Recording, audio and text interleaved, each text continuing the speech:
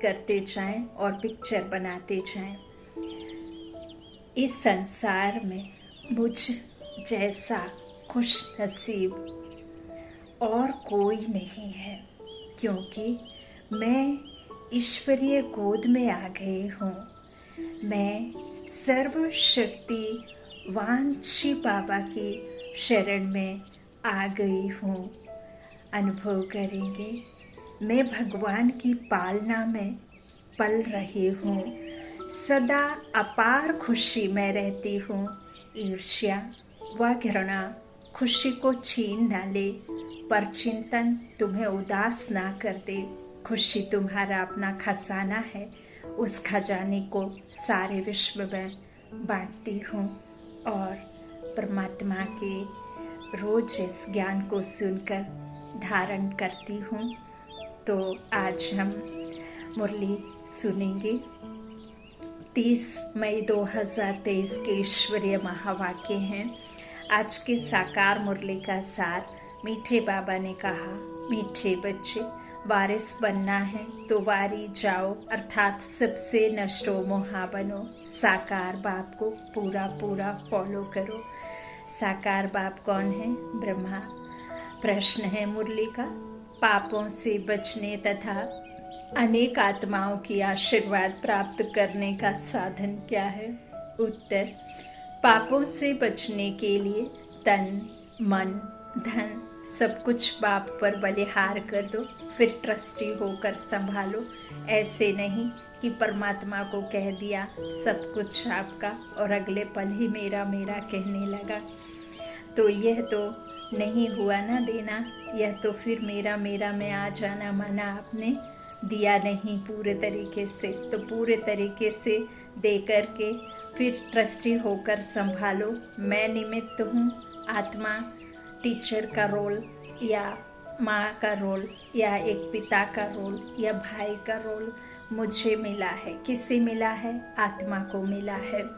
जो भी मेरे साथ में रिश्ते हैं, जो भी मेरे साथ में बिजनेस है या जो भी मेरे को ड्रामा मिला है वो एक्यूरेट ड्रामा है। सबका अपना अपना पार्ट है। कोई किसी को किसी तरह से दुखी परेशान नहीं करता। जो जिसको जो ड्रामा मिला है वो ड्रामा वो अपना बाखूबी निभा रहे हैं।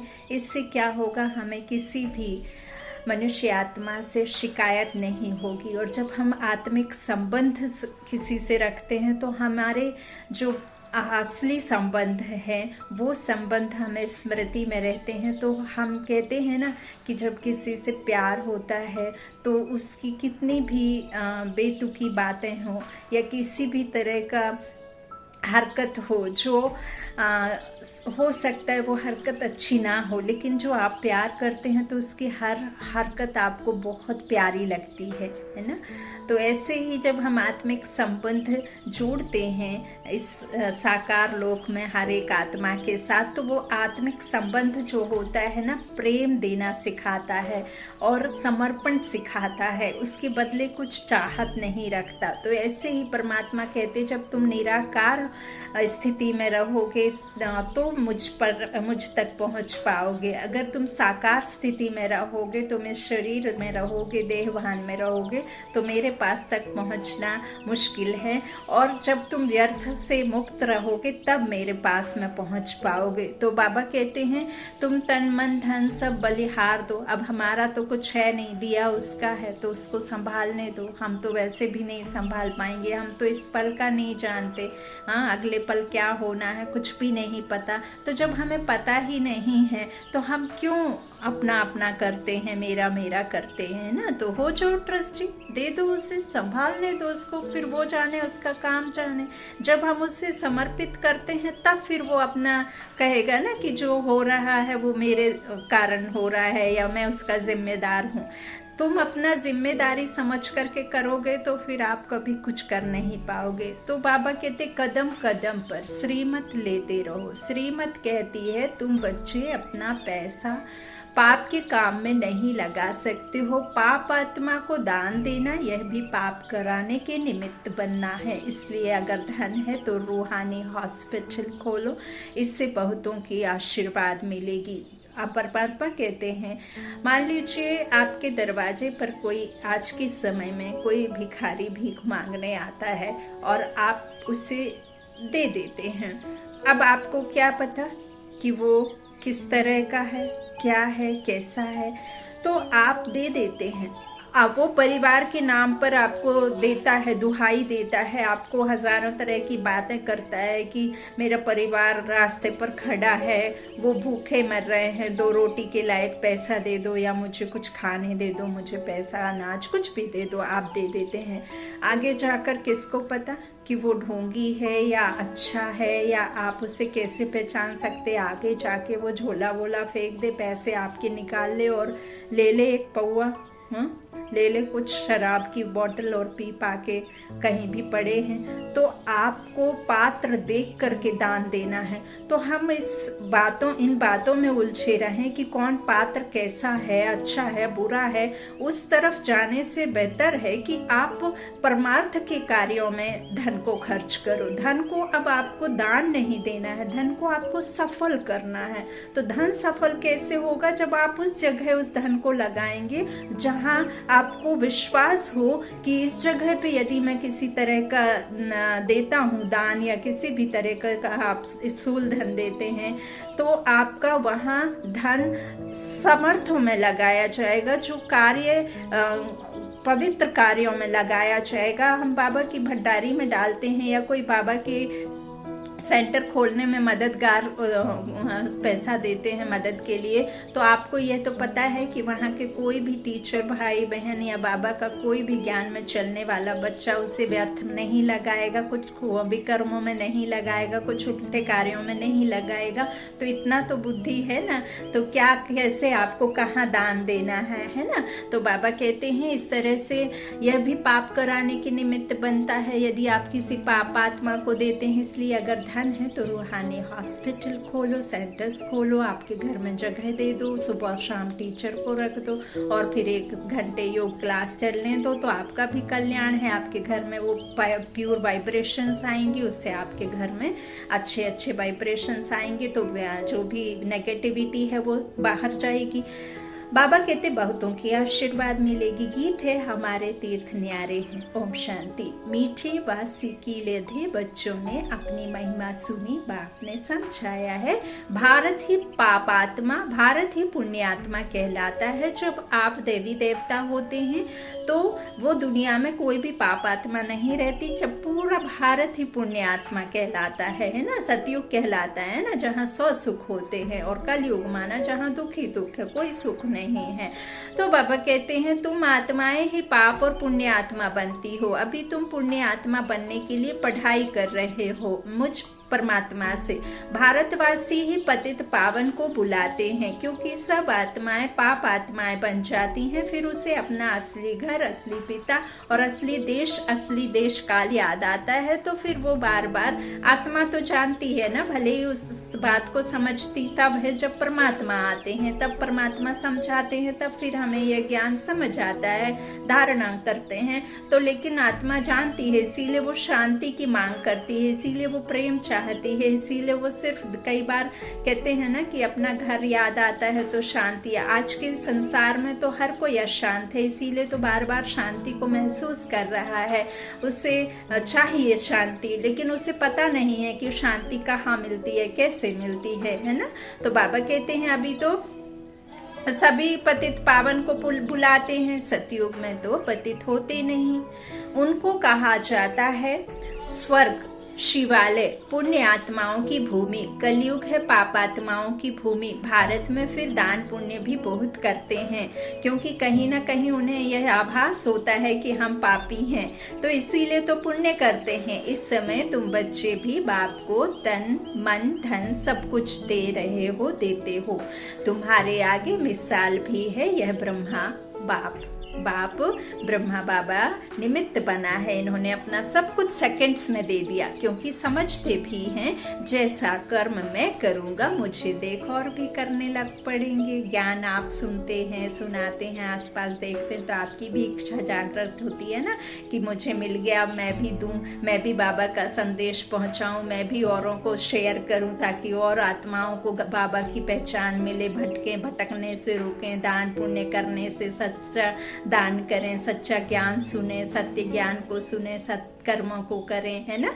तो इस तरह से बाबा कहते हैं कि ब्रह्मा बाप ने भी तो निमित्त बने हैं, उन्होंने देखो कहा कि जैसा मैं करूंगा मुझे देखो और करने लग पड़ेंगे। तो बाप कहते हैं इनसे मैं ऐसा कर्म कराता हूँ, मैं आकर के करता नहीं हूँ, मैं करण करावनहार इनके द्वारा कराता हूँ। जो स्वर्ग में यह नंबर 1 जाते हैं, यही कृष्ण की आत्मा है, जो कृष्ण बनने के लिए पढ़ाई परमात्मा से पढ़ते हैं। तो ये बाबा का बच्चा है।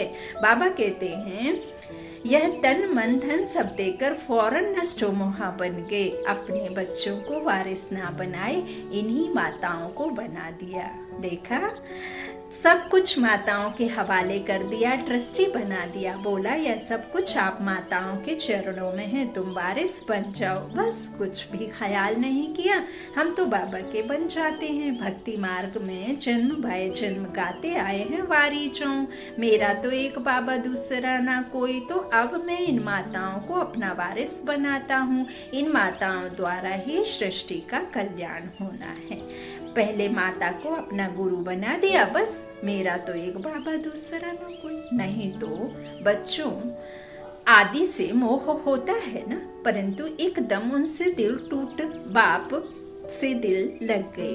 बेहद का वर्षा लेना है तो हद का सब कुछ देना पड़े, परंतु बाप तो दाता है, वह कब लेते नहीं है, वो तो अभोक्ता है। शिव बाबा देने वाला है, लेने वाला नहीं। डायरेक्शन देंगे ऐसे ऐसे करो, और वो डायरेक्शन तुम्हारे लिए ही देते हैं, वो खुद तो कुछ लेते नहीं। शिव बाबा देने वाला है ना। तो यह माता गुरु बन जाती है। तुम्हें माता शिव पिता, तुम्हें पहले माता, सतयुग में भी पहले लक्ष्मी फिर नारायण, पहले राधे फिर कृष्ण, पहले राम फिर पहले सीता फिर राम, है ना। तो बाबा कहते जैसे बाप माताओं को आगे रखते हैं, वैसे पुरुषों को भी माताओं को आगे रखना है, उन्हों की संभाल करनी है, बेचारी अबलाएं हैं। कहते ना, क्या कहते हैं बाबा कहते हैं जो माताएं हैं ना उनको आगे रखते हैं ना, राधे कृष्ण कहते हैं, है ना, लक्ष्मी नारायण कहते हैं, सीता राम कहते हैं, है ना। तो बेचारी अबलाओं को, ऐसे पुरुषों को भी आगे रखना चाहिए। तुम इस समय से ज्ञान नदियां हो। ब्रह्मपुत्र नदी का चूर किनारा सागर में होता है ना। कलकत्ता में ब्रह्मपुत्र नदी है। शिव जयंती पर वहाँ भारी मेला लगता है। ब्रह्मपुत्र नदी और सागर के संगम पर सब यात्री जाते हैं। कहते हैं ना कि संगम होता है सागर और ब्रह्मपुत्र नदी का। तो यहाँ देखो, यथार्थ में समझो कि ब्रह्मा बाबा का नाम स्वयं परमपिता परमात्मा ने आकर के रखा है। जब उन्होंने क्या किया, उनका राज समझाया और मैं आया, तब इनको मैंने इसका राज बता करके इनका नाम बदली करके ब्रह्मा रखा। तो ब्रह्मपुत्र नदी और सागर का मेल, सागर ज्ञान सागर, प्रभु आकर के प्रकृति के बगल में आकर के विराजमान होते हैं और फिर परमात्मा इस ब्रह्मपुत्र नदी के मुख द्वारा ज्ञान सागर बाप ज्ञान देते हैं। फिर और ज्ञान नदियां तैयार होती हैं। बाबा कहते हैं इस तरह से यात्री जाते हैं ना, तो वहां जाकर सब स्नान करते हैं। अब यहाँ ज्ञान स्नान की बात है, कोई पानी में नहाने की बात परमात्मा नहीं कहते। बाबा कहते हैं फिर वहां जाकर सब स्नान करते। शिव बाबा है ज्ञान सागर और यह ब्रह्मपुत्र है नदी। अभी तुम आए हो ब्रह्मा नदी शिव सागर के मेले पर, परंतु यह सब है ज्ञान की बातें। ज्ञान सागर से तुम निकले हो, ज्ञान स्नान से ही सबका कल्याण होना है। पानी की बात नहीं है, यह ब्रह्मपुत्र ब्रह्मा है, शिव बाबा की संतान है। तीर्थों का राज भी तुम समझते हो। देखो, जो यदि शरीर में ही ये लेप छेप लगे होते या कोई शरीर के द्वारा ही पाप विकर्म होते, तो शरीर तो हमने जो आदि में आती हैं आत्माएं, उन्होंने 84 तन लिए, तो 84 तन 84 बार भी विनाशी तो हुए ना, विनाश को होते हैं ना। आत्मा जैसे ही शरीर को छोड़ती है, शरीर को पंच तत्व में विलीन कर दिया जाता है। तो शरीर में यदि संस्कार होते तो शरीर के साथ ही जल बुझ जाते, लेकिन ऐसा तो नहीं है। आत्मा में जो संस्कार होते हैं, जब वो दूसरा तन लेती है, दूसरे तन में आती है, जैसे ही आत्मा बड़ी शरीर बढ़ जाता है, जैसे ही उसकी आयु 10-12 वर्ष होती है, तो वैसे ही फिर वो ओल्ड बर्थ के जो लेकर के आत्मा संस्कार आती है, वो भी साथ चलते हैं। माँ के गर्भ में जो लेते हैं, माँ के द्वारा आते हैं, जो माँ सोचती विचारती है, वो भी आत्मा संस्कार लेती है। फिर बड़ा होता है तो आसपास अपने फ्रेंड से साथ में, माता पिता के साथ में, फिर बाहर निकलती, स्कूल जाती है, तो इस तरह से आसपास के जो माहौल होते हैं उससे आत्मा संस्कार लेती है। लेकिन जो आत्मा का 5वां फोल्डर होता है वो 7 गुणों वाला होता है। 7 गुणों से श्रृंगारित आत्मा आती है ऊपर से, तो वो आत्मा का 5वां फोल्डर परमात्मा अब हमें संगम युग पर खोलने की बात कहते हैं कि तुम्हारा है ही आत्मा का जो है पवित्रता, शक्ति, शांति, प्रेम, आनंद, ज्ञान। तो ये जो परमात्मा कहते हैं कि ये फोल्डर अब खोलने के लिए आया हूँ, तो परमात्मा कहते हैं ये तुम्हारे सतगुण है, ये तुम्हारे संस्कार हैं, तुम्हारे निज गुण हैं।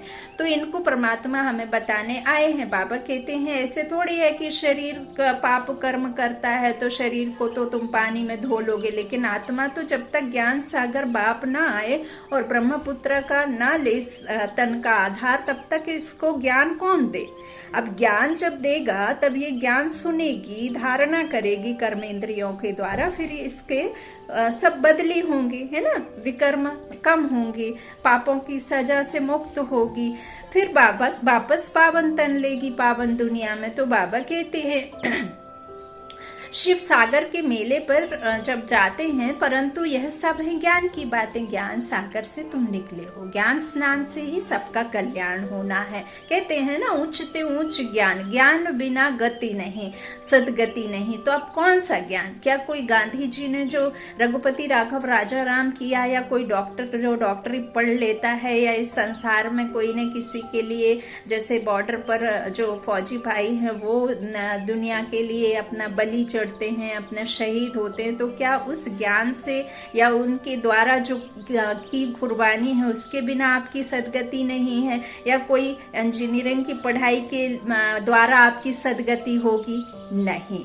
वो जो करते हैं वो कुर्बानियां देते हैं, हद के लिए देते हैं, खुद के परिवार के लिए देते हैं, धन माया को कमाने के लिए, अपने परिवार की परवरिश के लिए देते हैं। या गांधी जी ने किया तो थोड़े एक समय के लिए आपको कुछ मिला होगा, लेकिन उस गांधी जी की कुर्बानी से या उस फौजी भाई के शहीद होने से आपकी सदगति नहीं है। जब तक ज्ञान सागर आकर के आप आत्माओं को ज्ञान ना दे और आत्मा की जो विकारों की जंग है वो ना खत्म हो, तब तक, है ना। पवित्रता, प्यूरिटी, बाबा कहते हैं सुख शांति कब आएगी? जब आप पवित्र बनेंगे, आप तन मन धन से, मनसा वाचा कर्मणा से, आप वो कर्म विकर्म जो किए हैं वो उनको छोड़ करके आप सिर्फ और सिर्फ आत्मा के जो गुण है उनको अपने में धारण करेंगे। दैवी गुण, है ना। दैवी गुण क्या होता है? दाता भाव होता है। मनसा वाचा कर्मणा, किसी को कष्ट नहीं देना होता है, काम विकार से निकलना होता है।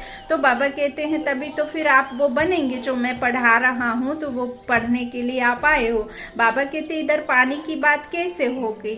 पानी की बात नहीं है, यह ब्रह्मपुत्र ब्रह्मा है, शिव बाबा की संतान। तीर्थों का राज भी तुम समझते हो। हम बुद्धि योग की यात्रा पर हैं, बुद्धि योग लगाते हैं, परम पिता परमात्मा साथ, तब फिर हमारी बुद्धि निर्मल बनती है ना। तो भक्ति मार्ग में तो कितना माथा मारते हैं, बाप के साथ बुद्धि योग रहता ही नहीं, क्योंकि जानते ही नहीं। बाप भी कहते हैं मैं एक ही बार आकर मत देता हूँ कि मेरे साथ योग लगाओ, मेरे साथ में योग माना मेरी याद में रहो। ऐसा और कोई कह ना सके, ज्ञान सागर बाप ही सुख का सागर, आनंद का सागर है। हर एक की महिमा अलग अलग है। ऊंचते ऊंच भगवान वह पतित पावन है, वह एक है। वह पतित दुनिया को पावन बनाने का पाठ बजा रहे हैं। खुद भी कहते हैं, कल्प कल्प आकर सबको तीर्थ पर ले जाता हूँ। सब भक्त पुरुषार्थ करते हैं मुक्ति के लिए, करते हैं ना। सन्यासी निवृत्ति मार्ग वाले मुक्ति चाहते हैं। क्यों मुक्ति चाहते हैं? क्योंकि सन्यासी का जो जन्म होता है ना, 1 या 2 जन्म होते हैं, तो ज्यादातर वो मुक्त अवस्था में अर्थात परम धाम शांति धाम में आत्माएं रहती हैं।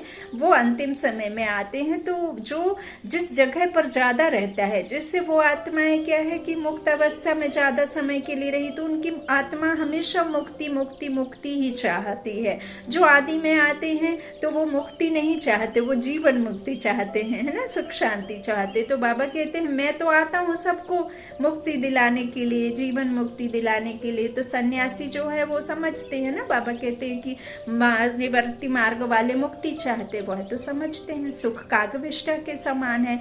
और वो जो सन्यासी होते हैं वो क्यों अपने साथ में ज़्यादा ताम झाम नहीं रखते हैं, कार गाड़ी बंगला या घर परिवार कपड़े लत्ते, खूब ज़्यादा ऐशो आराम नहीं चाहते, क्योंकि वो जानते हैं कि जब हम फिर हमारे साथ में ये सब जुड़ा रहेगा तो हमसे छूटेगा नहीं, कुछ छोड़ने में मुश्किल होगी, है ना। इसीलिए वो कहते कम रखो, है ना, क्योंकि पेट के लिए क्या चाहिए, है ना, 3 समय का भोजन 2 समय में भी चला लेंगे, और कपड़े तन पे, है ना, एक छत छोटी सी, बस इतना ही तो सुख है। शरीर के लिए भी इतना काफी है। लेकिन आजकल तो आप जानते हैं, बाबा कहते हैं वो जानते हैं कि सुख कागविष्टा के समान है, एक पाई का सुख है बाकी है दुख। स्वर्ग में तो ऐसे नहीं होगा, बाप ने समझाया है। वह निवृत्ति मार्ग का राजोगुणी हद का संकल्प है। यह है सतोगुणी बेहद का संन्यास। मैं कोई आश्रम के लिए नहीं पढ़ाई करवाता हूँ, मैं कोई योगा क्लास के लिए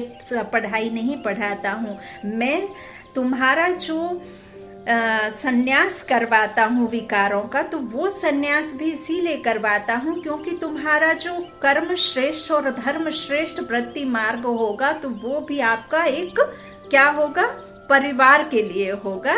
एक नई दुनिया में भी एक परिवार होता है। और गृहस्थ आश्रम जो है श्रेष्ठ गृहस्थाश्रम, और कर्म श्रेष्ठ गृहस्थाश्रम, है ना। ऐसे नहीं है कि मैं कोई जंगल में कोई एक कुटिया बनाने के लिए पढ़ाई पढ़वाता हूँ, वहां रहने के लिए तुम्हें पढ़ाई पढ़ा रहा हूँ, नहीं। बाबा कहते यह है सतो गुणी बेहद का संन्यास। हमको तो सारी छी सृष्टि को बदल नई सृष्टि में आना है। हम देवता बनते हैं ना, लक्ष्मी का आह्वान करते हैं तो कितनी सफाई करते हैं।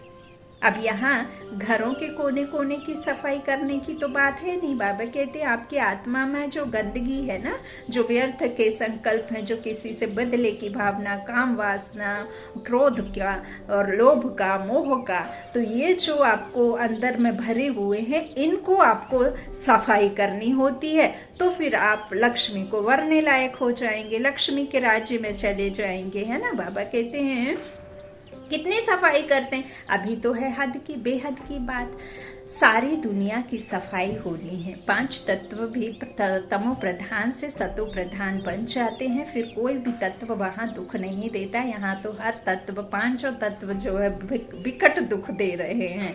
तो वहां तो नंबर 1 वैभव रहते हैं। फूल आदि ऐसे होते हैं जो घर बैठे भी सुगंध आती है। आपको जरूरत नहीं है फूल घर में लेकर आने की, इतर आदि भी लगाने की दरकार नहीं होती है, हाँ?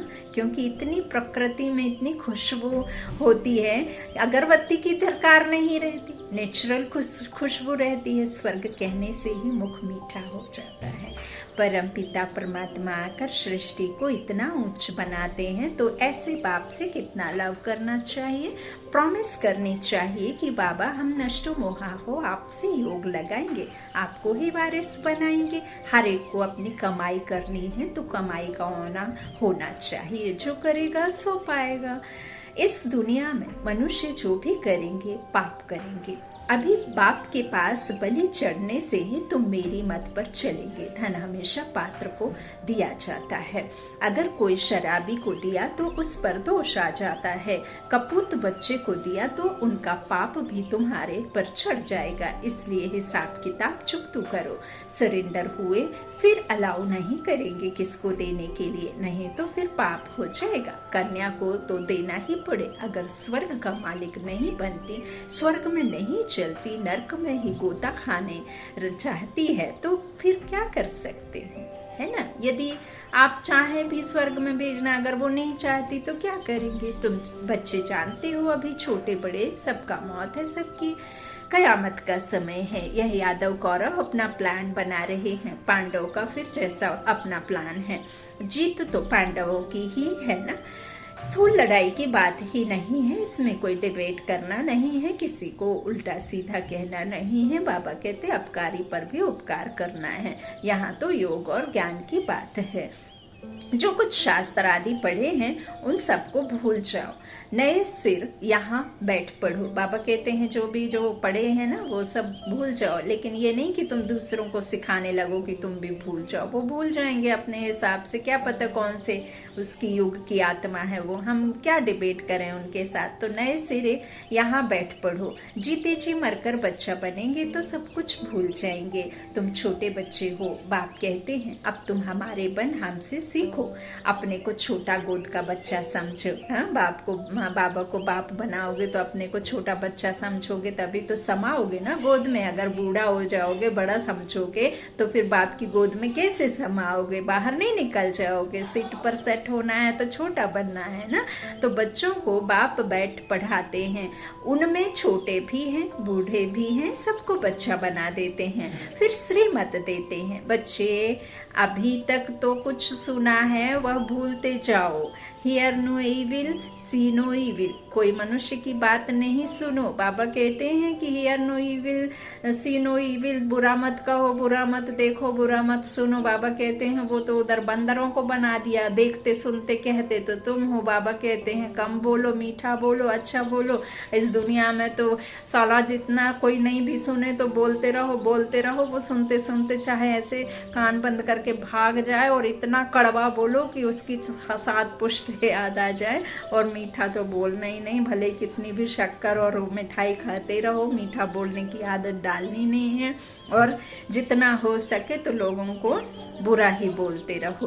बाबा कहते हैं ये सब मत करो, कोई मनुष्य की बात नहीं सुनो। मनुष्य जो कुछ करेंगे सो अनराइटियस, रॉन्ग करेंगे। सबसे बुरा है ईश्वर को सर्वव्यापी कहना। अरे बाप सर्वव्यापी हुआ तो वर्षा किससे लेंगे, घर घर बाप पैदा हो जाएगा। तो फिर प्रॉपर्टी किसकी मिलेगी आपको, फिर तो सब बाप हो गए। शिवोहम तत्वम कह देने से वर्षे की बात नहीं ठहरती, सबको उल्टा रास्ता बताकर डुबो देते हैं। पतित कौन बनाते हैं, रावण की मत पर चलने वाले। इसलिए बाप कहते हैं इन सबको भूलो, माँ में कम याद करो। आप मरे मर गई दुनिया। प्रैक्टिकल में भी पुरानी दुनिया खत्म होनी ही है, कब्रिस्तान बनना ही है, फिर परिस्तान बनना है। बॉम्ब्स गिरने हैं, बॉम्ब्स गिरेंगे तो फूल जैसा आपको फील नहीं होगा, सब कुछ विनाश होगा, सारा कब्रिस्तान बन जाएगा, फिर नया बनेगा। हिरोशिमा अब कितना नया बन गया है, तो अब सारा भारत खास दुनिया आम कब्रिस्तान होनी है। समझो सब मरे पड़े हैं, परिस्तान बैकुंठ के लिए पुरुषार्थ करना चाहिए। बच्चे समझते हैं अब बाप दादा आए हैं, शिव बाबा ब्रह्मा के रथ में आकर रथी बनते हैं। ऐसे नहीं कृष्ण कोई अर्जुन का रथी बना है, नहीं, परम पिता परमात्मा इस रथ पर बैठ सुनाते हैं। बाबा तो बहुत बिजी रहते हैं, कहते हैं कि मैं आया हूँ पतित दुनिया को पावन बनाने, तो मुझे कितने रूप से धारण करने होते हैं।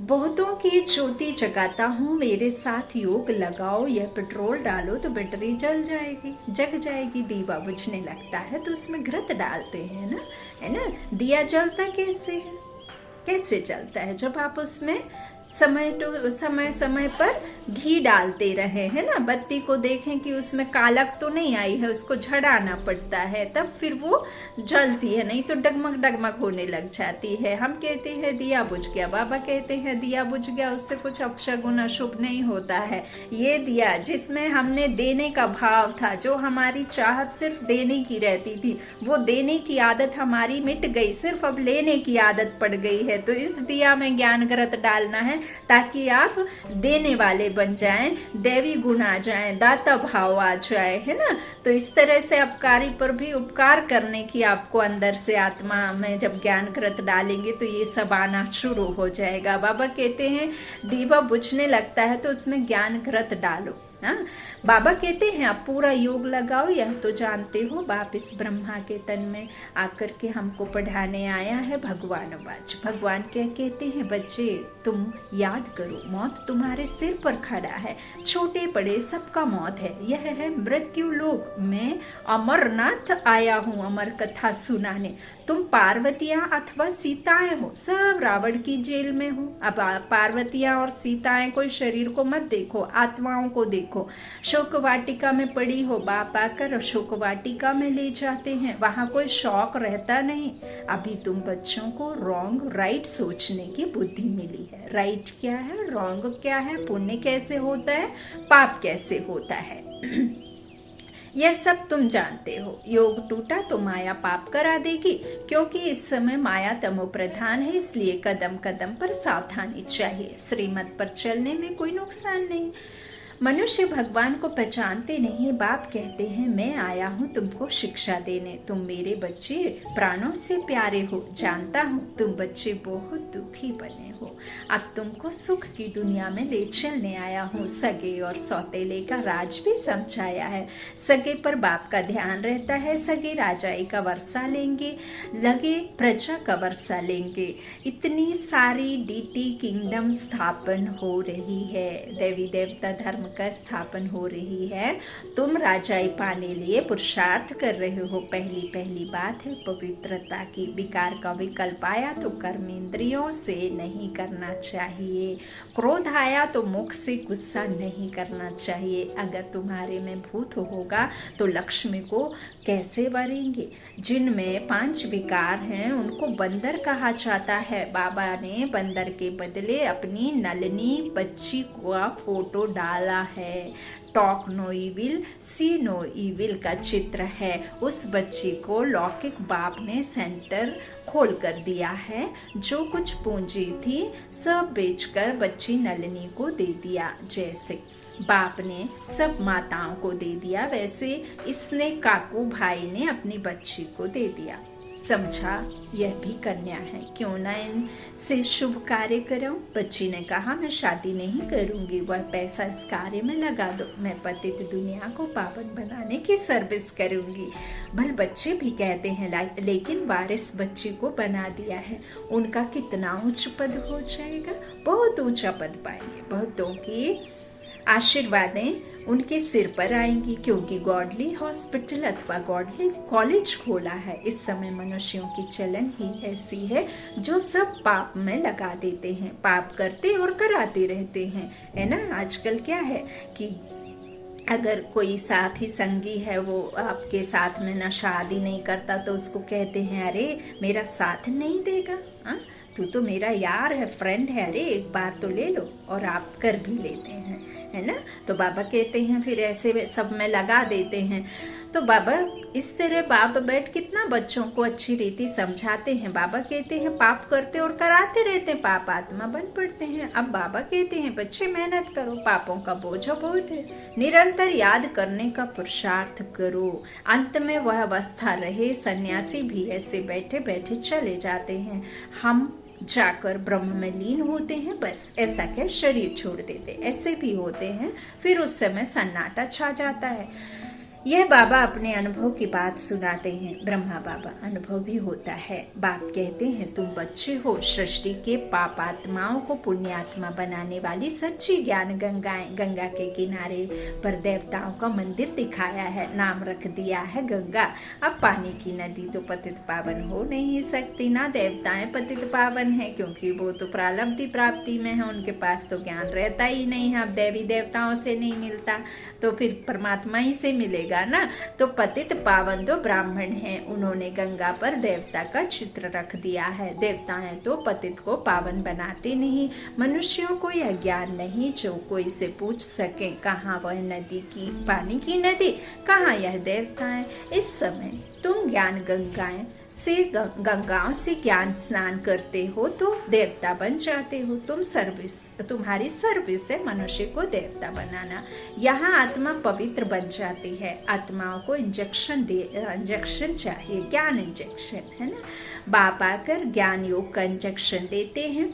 5000 वर्ष पहले भी बाप ने यह ज्ञान योग सिखाया था, जिसको भक्ति मार्ग वाले प्राचीन गीता का ज्ञान और योग कहते हैं। अच्छा, मीठे मीठे सिक्की दे बच्चों प्रति माता पिता बाप दादा का याद प्यार और गुड मॉर्निंग। रूहानी बाप की रूहानी बच्चों को नमस्ते। हम रूहानी बच्चों के रूहानी माता पिता बाप दादा को याद प्यार और गुड मॉर्निंग। धारणा के लिए मुख्य सार। पहला बाबा ने कहा, अंदर कोई भी विकल्प आए तो भी कर्मेंद्रियों से कोई विकर्म नहीं करना है। राजाई पाने के लिए पवित्रता की प्रतिज्ञा जरूर करनी है। विकल्प अर्थात व्यर्थ, है ना। समर्थी वाले संकल्प होते हैं, विकल्प होते हैं व्यर्थ। तो बाबा कहते हैं, दूसरा, जीते जी मरकर अपने को छोटा बच्चा समझना है। एक बाप से ही सुनना और सीखना है, बाकी सब कुछ भूल जाना है। वरदान है, फॉलो फादर कर, नंबर वार विश्व के राज्य का तख्त लेने वाले तख्त नशीन भव। जैसे बाप ने बच्चों को आगे किया, स्वयं बैकबोन रहे, ऐसे फॉलो फादर करो। जितना यहाँ बाप को फॉलो करेंगे उतना वहाँ नंबर वार विश्व के राज्य का तख्त लेने वाले तख्त नशीन बनेंगे। जितना इस समय सदा बाप के साथ खाते पीते रहते, खेलते पढ़ाई करते, उतना ही वहाँ साथ रहते हैं। जिन बच्चों को जितना समीपता की स्मृति रहती है, उतना नेचुरल नशा निश्चय स्वतः रहता है। तो दिल से सदा यह अनुभव करो कि अनेक बार बाप के साथी बने हैं, अभी हैं और अनेक बार बनते रहेंगे। स्लोगन, सेवा का फल और बल प्राप्त करने वाले ही शक्तिशाली हैं। सेवा का फल और बल प्राप्त करने वाले ही शक्तिशाली हैं। अच्छा, ओम शांति। बहुत मीठी, बहुत प्यारी बाबा की मुरली है, ज्ञान रत्न है। हर पल हर क्षण ये संगम युग का पद्म पद्म कमाई करने वाला युग है। इसीलिए एक एक पल को परमात्मा की याद में रखो और सर्व समर्थ बन जाओ। सर्वशक्तिमान बाप की याद में रह करके सबको शक्तियाँ देते रहो, प्रेम देते रहो, सुख देते रहो। अच्छा, ओम शांति।